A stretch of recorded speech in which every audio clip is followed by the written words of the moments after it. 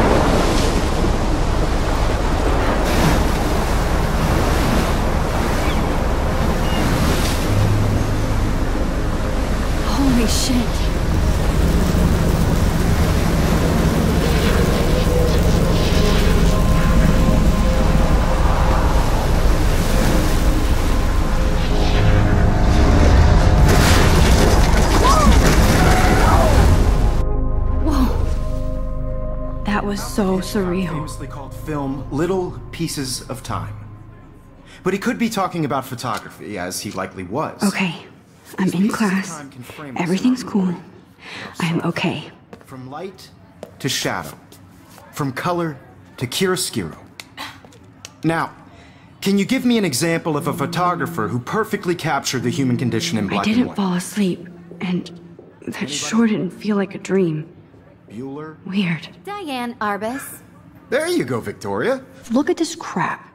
How can I show this to Mr. Jefferson? I can hear the class laughing at me now. Why Arbus? Because of her images of hopeless faces.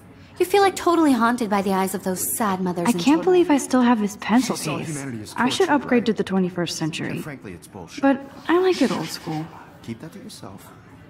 I Seriously, haven't though, kept up with my journal as much as I should. dark corner. If anybody else looked at this, what would they think?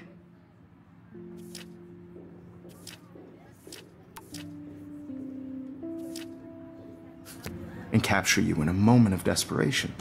I do love my Maybe one of analog you could camera. do that to me. I should take a quick picture now. Isn't that too easy? Too obvious? What if our... I believe Max has taken what you kids call a selfie. A dumb word for a wonderful photographic tradition.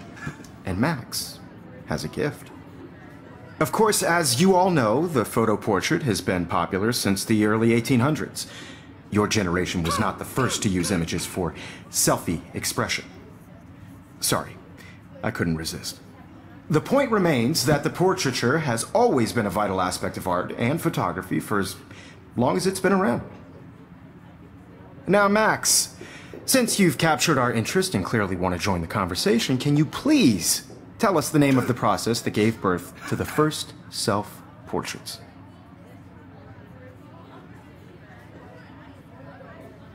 You're asking me? Let me think. You either know this or not, Max.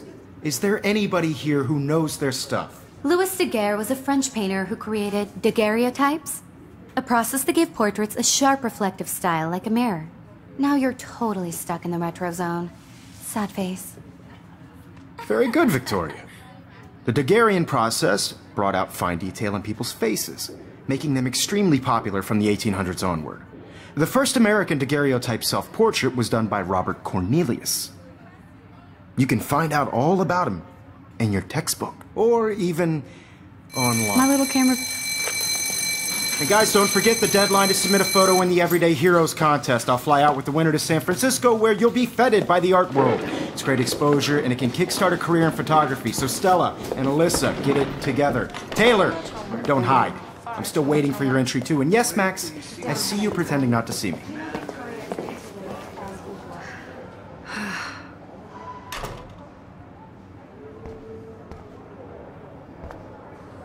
Of course, Victoria has to have the bestest new...